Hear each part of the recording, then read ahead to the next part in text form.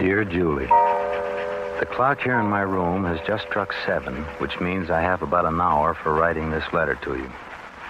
I guess already you've said, who's this from? What goes? So I'll tell you right off.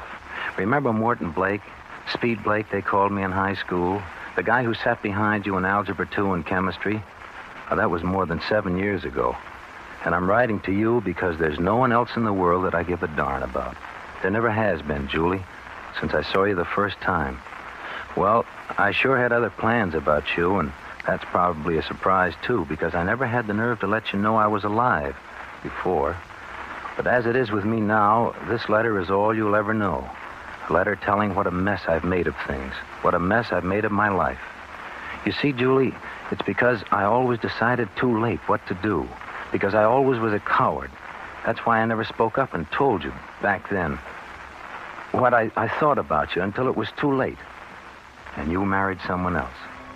That's why I'm writing you the last letter I'll ever write. To a girl who can't even remember my face. That's why I'm waiting for Captain Shannon to come and get me. You see, Julie, I'm a murderer.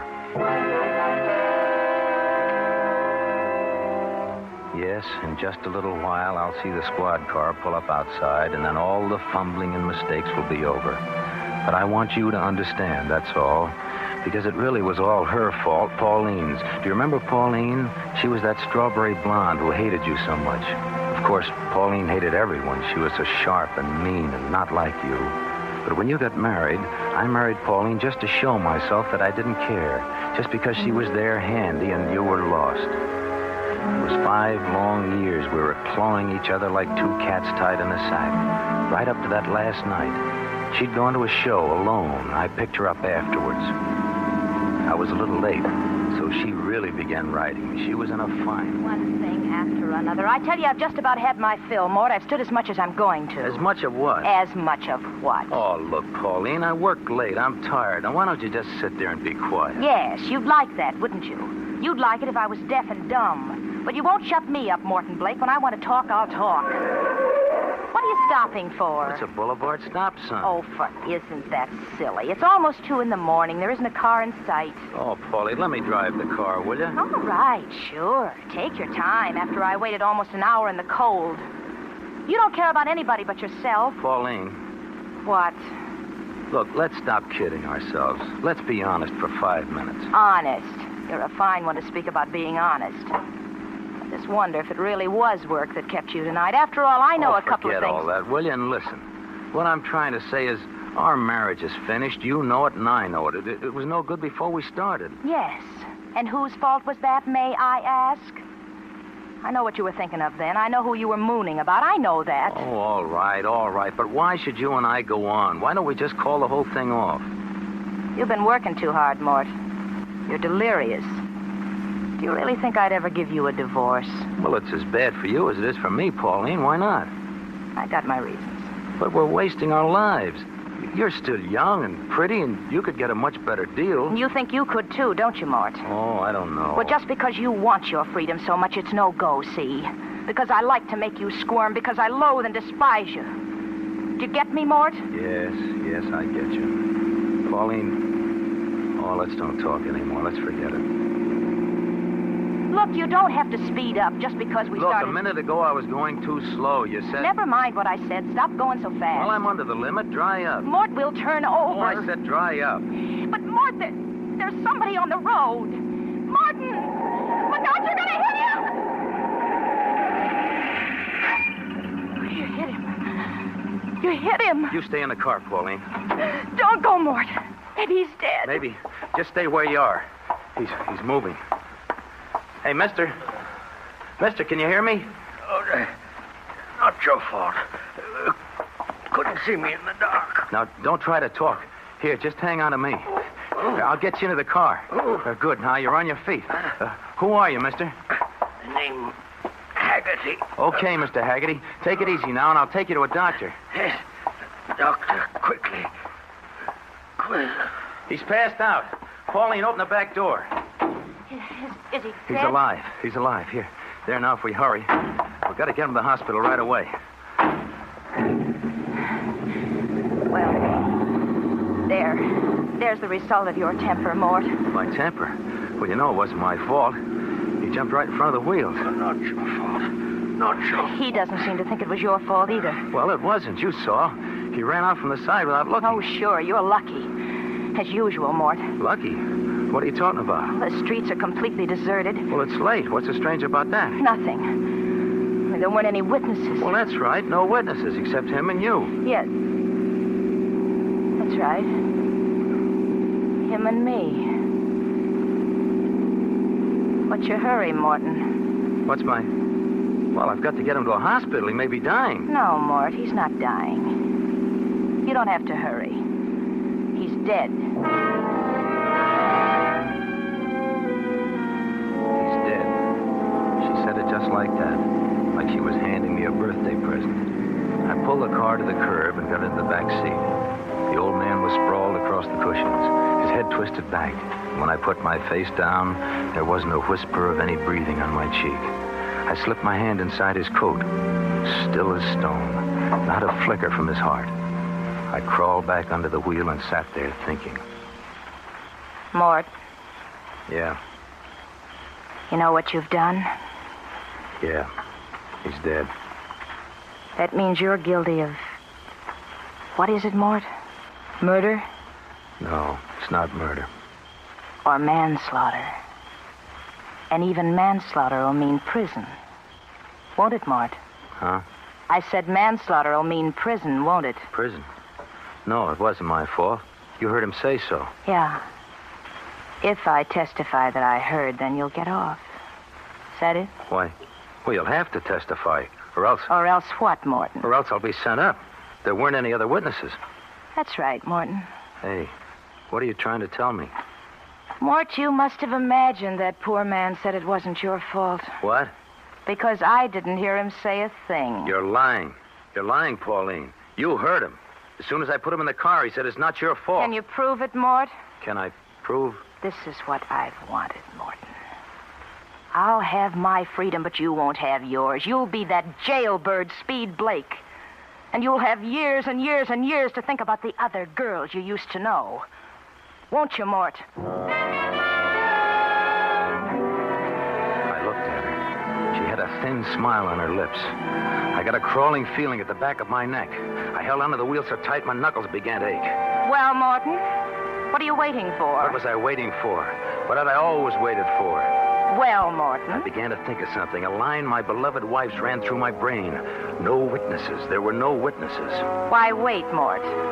Be a man. No witnesses. There were no witnesses. I could dump the old man's body somewhere on the edge of town and no one would be the wiser. No one but Pauline. But what if there was no Pauline?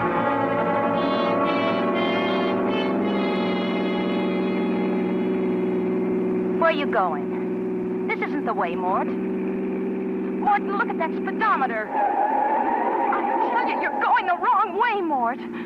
We're way past the city limits. Morton, stop this car at once. Stop it, do you hear? Okay. I'll stop the car, Pauline. Oh. Mort, you didn't really believe me when I said I wouldn't testify? Did you, Mort? Yes, I believed you. But I was only kidding. I wouldn't think of not telling I believed you, Pauline. But you know I'd never do I such... believed you, and so I'm going to kill you. You're joking. Am I? You wouldn't dare, Mort. Anyway, how could you? Look outside, Pauline. Did you notice where we are? What do you mean? We're on Austin Bluff. Remember the cliff just ahead? Morton. Must be at least 300 feet to the bottom. It's a pretty picture, huh, baby? Oh, please. Come Please, on. Morton. Come on, get out of the car. No. Oh, yes. We're going for a walk, Pauline. A walk in the moonlight. Just you and me. After 5 years, we ought to have a little romance, we two. She didn't budge. Her eyes blazed at me. I got out of the car and closed the door. Walked around to the other side to pull her out. But she locked the door from the inside before I got there. I ran fast back to the other side. I wasn't fast enough, she'd locked that door. And the back doors, too. She and Haggerty were locked in. Oh, it made me crazy wild to see her little white face in there. The face that had kept me from anything a guy could want in life. Open up. Open up the door. You can't get away. I got the key, so quit stalling. Open up. Stop it. Stop that horn or I'll...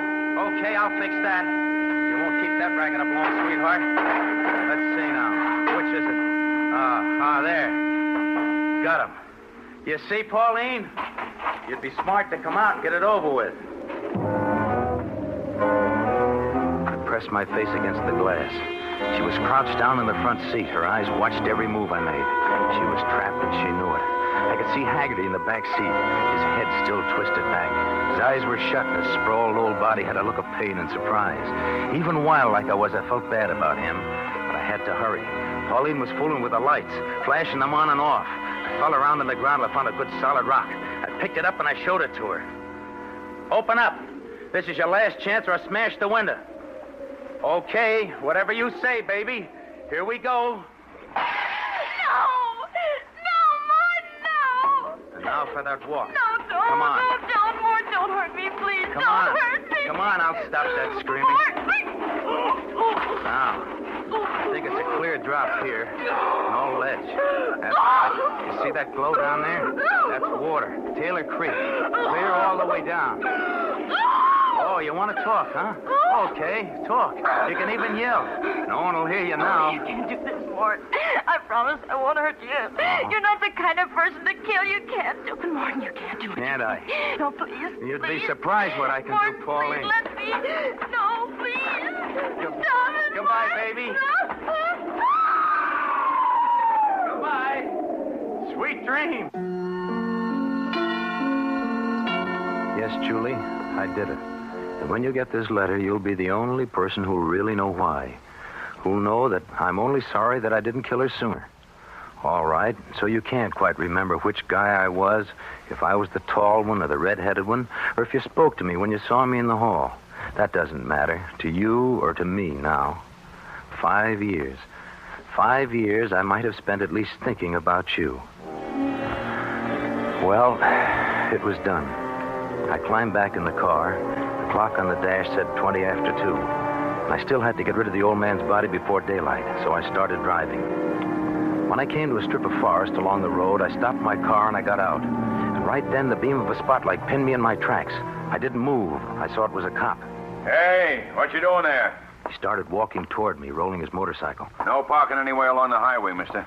Okay, officer. Okay, I didn't know. This ain't no lover's lane. You gotta keep moving. Oh, I'm sorry. I'll get going right away, officer. Say, you're not carrying any vegetables in your car, are you? Vegetables? No. There's a beetle thing going on again. I just better take a look in the back there. Oh, there's nothing in there, honest. What? Listen. Where does that guy think he's going? Oh, yeah. Yeah, he's speeding all right, isn't he? Say, am I going to slap a ticket onto him? But you clear out of here, mister, and don't ever park on this highway again. No. Never again.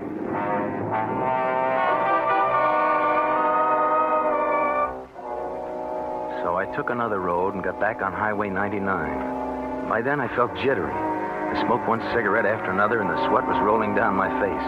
I found another spot, and this time I made sure I was alone. Then I parked the car, and I opened the back door. I reached in for Haggerty's body. He was still limp and warm, and really, I was sorry about him. You see, that proves I wasn't the killer. That proves it was her fault, Pauline's. And if she hadn't been like she was, I never would have killed. Not anyone. Well, I got the old man out onto the road, and I left him there.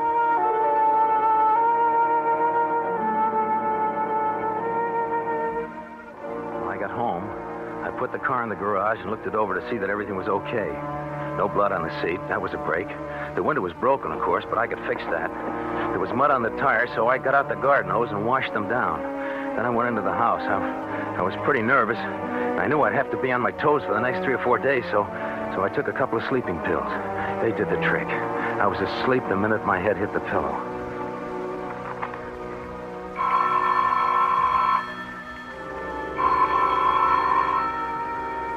The telephone sounded like it was ringing miles away. I didn't know if it was day or night, but I stumbled down the hall, shaking my head, trying to clear my brain.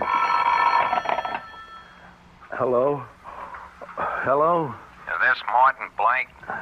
Yes. This is Sergeant Graham down at headquarters. Yeah. Is anything wrong? I got some bad news for you, Blake. Bad news? Yeah, a report just came in from the East Precinct. A couple of campers found a body at the bottom of the cliff. Yes? Well, it's tough to tell you, but, well, the body's been identified as your wife, Pauline.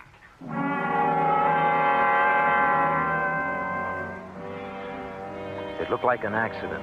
They didn't suspect a thing. I was in the clear. The sleeping pills were still working. I wanted to go back to bed, but I didn't dare. I had to get down to that morgue right away to identify what was left of Pauline. I thought that might throw me, but I was as cold as steel when they took me in to see her. They were watching me, so I pulled an act. Hey, take it easy. Take it easy there. Here, sit down here. Oh. I got you some water. Oh, thanks. I'm all right now. Yeah. Take a swallow of this. Oh, thank you. Gee, I guess you must get pretty hardened to these things after a while. Yeah, I see him every day. I don't know. I never really get used to it. We had another sad case this morning. Another accident? Yeah. They brought in an old fella. Found him on Highway 99. Smacked by a hit-and-run driver. Yeah. Is that right? Yeah. That's a nasty business. Of course, this old man isn't dead, but still, you know... Hey, you're jumpy. Here, I'll get you another glass. Oh, thanks. You see, seeing my wife, I guess... Sure. I understand. Yeah. Just take it easy now. Thank you. Feel better? Oh, yeah. Yeah, sure. You were telling me the old man wasn't dead? No. Just by luck, one of the boys got a very faint heartbeat when he felt his pulse. We went to work on him fast, and looks like he's going to pull through. Well, that's sure a break. For him, I mean. Yeah. He's at the receiving hospital. The report is he's coming along fine. He got a bad smack in the head. Lost his memory. Oh. For good? No. They say it's only temporary. Oh. They think when he snaps out of it, he may even remember the dirty rat that hit him.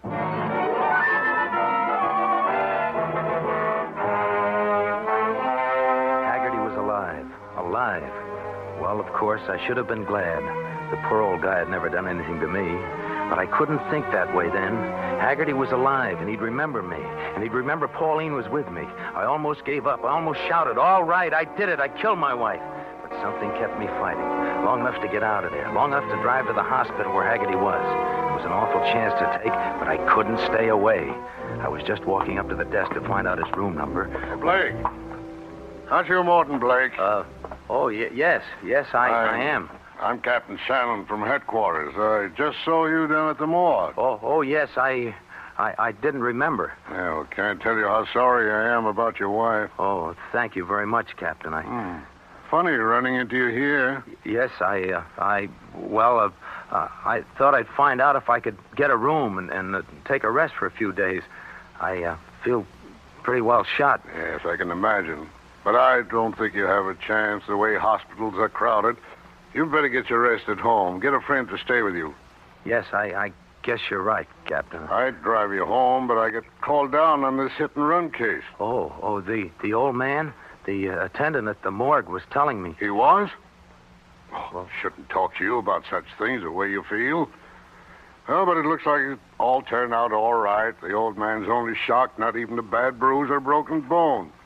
He's conscious now, so I'm going up to talk to him. Do you think he'll know who hit him? Well, they said over the phone he has a good description, and even if it isn't good, we've got the tire print of the car and the footprint of the driver. You have? From where? Yeah, there was a lot of mud where the car stopped. The driver was careless. That kind usually are.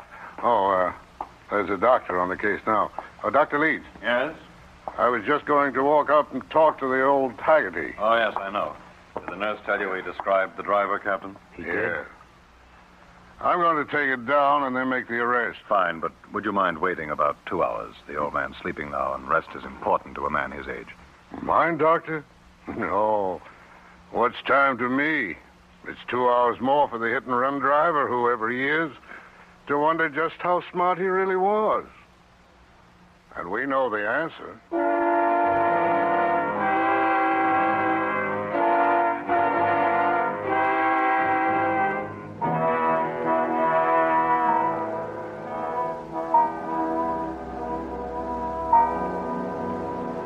So, Julie, I'm waiting now. I'm writing you all this because I got a crazy idea that you have a right to know. You, a girl I knew 7 years ago, who won't remember me, who won't remember that nickname, Speed, or if I had freckles. I did. Or if you signed my book on class day. You didn't, because I didn't have the nerve to ask you. So maybe it isn't a real girl at all that I'm writing this to. I guess I'm writing to how I failed, to how I never did anything in time, to how I thought good and acted bad.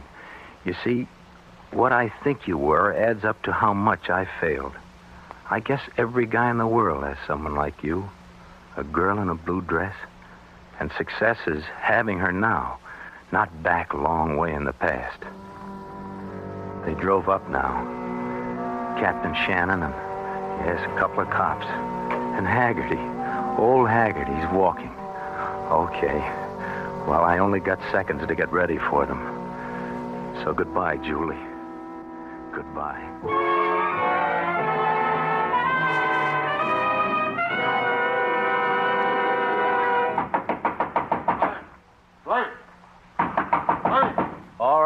All right, you can come in. It isn't locked. I brought Mr. Haggerty, Blake. I think we all ought to have a little talk. Oh, sure. Sure, I know.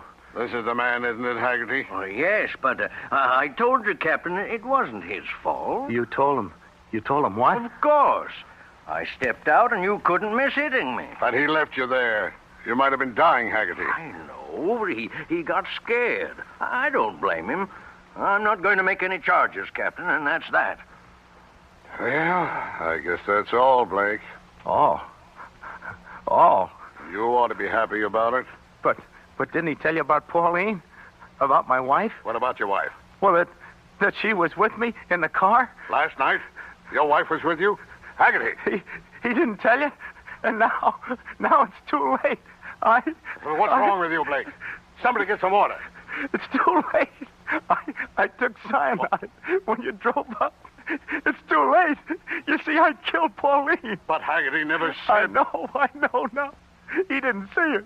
He passed out before I put him in the car. But it's too late. It's funny about me, Captain. I was always too late. And they used to call me Speed.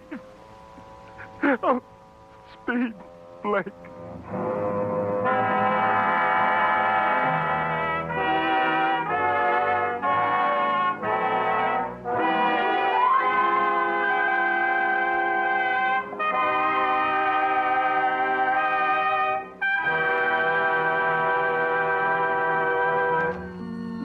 If you want to hear more vintage, golden age, unforgettable radio dramas, don't forget to like, comment, and subscribe.